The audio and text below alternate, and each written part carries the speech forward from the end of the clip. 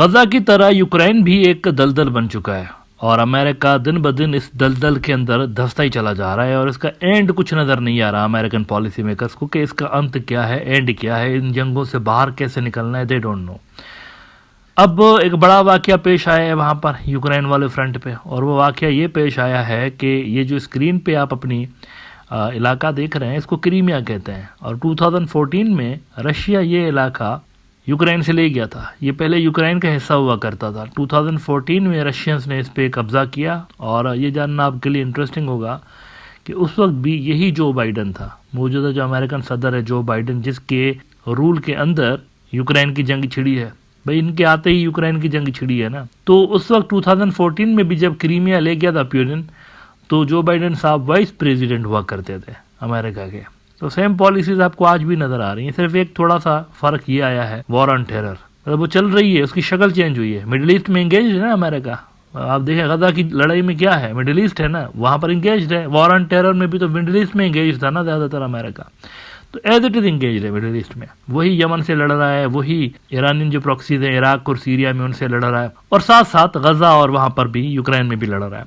अच्छा, अलबत्ता अब ये हुआ है पिछले 24-48 घंटों में कि क्रीमिया के ऊपर, जो कि आजकल रशिया का इलाका है, इसके ऊपर मिसाइल आके गिरते हैं, और उन मिसाइलों के नतीजे में कुछ रशियन शहरी मारे गए। और ये मिसाइल किसके थे? ऑब्वियसली ये फायर तो यूक्रेन वालों ने ही किए हैं, लेकिन थे किसके? American missile. अमेरिका के मिसाइल रशियन सॉइल पे आके डायरेक्टली गिरे हैं, और उसके नतीजे में यहाँ पर कैजुअलिटीज हुई हैं। और रशिया ने कहा है कि हम इसका इंतकाम लेंगे, बदला लेंगे, छोड़ेंगे नहीं, ये अनआंसर्ड नहीं जाएगा, इसका हम हिसाब लेंगे और हम भी स्ट्राइक बैक करेंगे।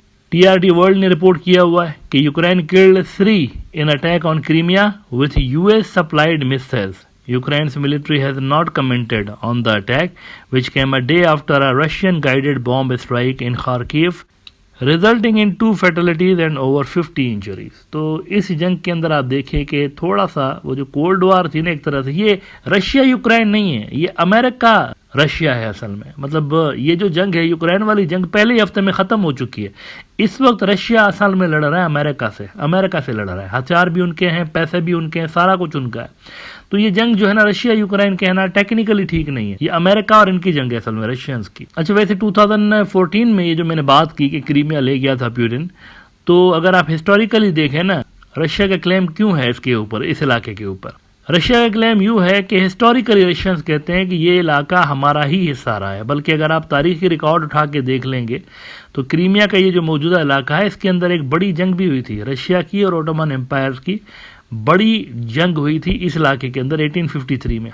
और वो जो जंग है वो ओटोमन एम्पायर वाले जीत गए थे। आपको पता है उस वक्त ओटोमन एम्पायर के अलाइज कौन हुआ करते थे? इत्तेहादी, फ्रांस, यूके, ये इनके इत्तेहादी थे, यानी वही नेटो। अब देखें शक्लें बदल बदल के कैसे तारीख अपने आप को रिपीट कर रही होती है। 1853 में भी रशिया इसी इलाके के अंदर लड़ रहा था और नेटो से लड़ रहा था, उस वक्त की नेटो। टर्की नेटो का हिस्सा है ना, टर्की, फ्रांस, यूके, ये सारे नेटो के मुल्क हैं। उस वक्त भी ये, आज से आप देखें 250-300 साल पहले भी इसी तरह से लड़ रहे थे, आज भी इसी तरह से लड़ रहे हैं। तो इनका तारीखी एक क्लेम है इस इलाके के ऊपर। अच्छा, अल जजीरा कहता है कि Russia summons US ambassador over barbaric Sevastopol missile strike. उन्होंने अमेरिकन एम्बेसडर को बुलाया और उनके सामने प्रोटेस्ट किया कि ये आपके मिसाइल। अच्छा, वैसे उनके जो स्पोक्स पर्सन है गालिबन फॉरेन मिनिस्ट्री के, उन्होंने कहा हुआ है कि we know who is behind this. उन्होंने कहा हुआ है we know who is behind this. अगर मैं उनके एग्जैक्ट अल्फाज आपको दिखाऊं तो वो कहते हैं कि such actions by Washington will not be left without response, the foreign ministry said in a statement on Monday. As it summoned the ambassador, there will definitely be response measure. और ये जरा ऐसा देखिए, we perfectly understand who is behind this, Peskov said, adding that it was clear who supplied weapons to Ukraine, aimed them and provided data for them. Of course, the involvement of the United States in the fighting, as a result of which peaceful Russians are dying, cannot but have consequences, Peskov said, which ones exactly time will tell. वक्त बताएगा कि हम कैसे response करते हैं, लेकिन छोड़ेंगे नहीं, ये रशिया ने कहा हुआ है। और पुतिन की अगर आप हिस्ट्री देखें तो वो ऐसे खाली खुली बातें नहीं करता, मतलब ये उसका पैटर्न रहा है। वो अगर बात करवाता है ना तो वो कुछ करके भी दिखाता है। ये 2-3 मरतबा रिसेंटली भी उसने प्रूव किया हुआ है, अगर आप देखें तो। उसने कहा कि जी मैं बशार अल असद को बचाऊंगा, तो खाली लफाजी बातें नहीं की, ट्रूप्स भेज के बचा भी लिया उसको। मतलब बशार अल असद बैठा हुआ है ना वहाँ पे अपनी जगह पे सीरिया में, इसने बचाया था उसको, प्यूटिन ने, ईरान और प्यूटिन ने। लेकिन अगर प्यूटिन नहीं होता तो ईरान नहीं बचा पाता बशार अल असद को। उसके नाम के आगे तो क्रॉस लग गया था कि इसने जाना है। और बल्कि वहाँ पर जो अल्टरनेट लोग थे जिनके नाम फ्लोट किए जा रहे थे कि ये बशार अल असद को रिप्लेस करेंगे, वो एयरपोर्ट पे सिक्योरिटी लेकर घूम रहे थे। आपको पता है ये भी हुआ है वहाँ पे, सिक्योरिटी लेकर घूम रहे थे कि he is the next president of Syria. वो लोग वहां पर प्रोटोकॉल में ऑलरेडी घूम रहे थे कि बस कल परसों बशार अल असद जा रहा है, हम प्रेसिडेंट बनेंगे। ऐसा हुआ है। प्यूटिन ने कहा कि नहीं, ये अपनी जगह पे रहेगा तो रहा वहां पे। प्यूटिन ने कहा कि मैं क्रीमिया लूंगा तो लिया उसने। प्यूटिन ने कहा कि मैं यूक्रेन में इन्वेजन करूंगा तो किया उसने। तो प्यूटिन का एक ट्रैक रिकॉर्ड है।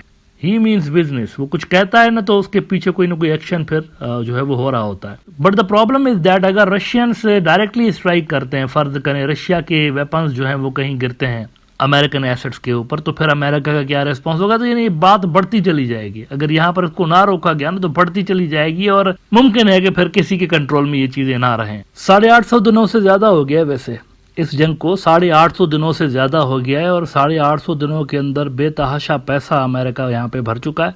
अभी तक कोई ऑब्जेक्टिव उन्होंने हासिल नहीं किया। शुरू में प्रोग्राम की जो मैंने बात की कि ये जंग एक दलदल बन गई है अमेरिका के लिए, तो दलदल ऐसे ही होती है। अब धंसते ही चले जाते हैं और बाहर निकलने का कोई रास्ता आपको नजर नहीं आ रहा होता। 175 अरब डॉलर से ज्यादा का खर्चा हो चुका है अमेरिका का यहाँ पे, 175 बिलियन डॉलर से ज्यादा का खर्चा हुआ है। और स्ट्रेटेजिक ऑब्जेक्टिव्स अगर आप देखें तो अभी तक कोई हासिल नहीं हुआ है। जमीन देखें अगर तो यूक्रेन का बड़ा हिस्सा रशिया यानी उन्होंने अपने कब्जे में कर लिया हुआ है और वो वहां पर बैठे हुए हैं और यूक्रेन वाले उसको छुड़ा नहीं पा रहे। पैसा भी भरा है, रिसोर्सेज भी पंप किए हैं, लेकिन ऑब्जेक्टिव्स हासिल नहीं हो रहे और यहाँ पर दूर दूर तक इस जंग का आप देखेंगे एंड नजर नहीं आ रहा। बल्कि वो जो हथियारों की सप्लाई का मसला था रशिया के लिए, आप देखें कि ये जो हाल ही में गया है नॉर्थ कोरिया के अंदर, तो उसको डिफेंस के पार्टनर्स एक के बाद एक मिल रहे हैं। पहले आपने देखा कि ईरान का नाम लिया जा रहा था कि ईरान वेपन्स दे रहा है, अब नॉर्थ कोरियंस इसको वेपन्स देंगे।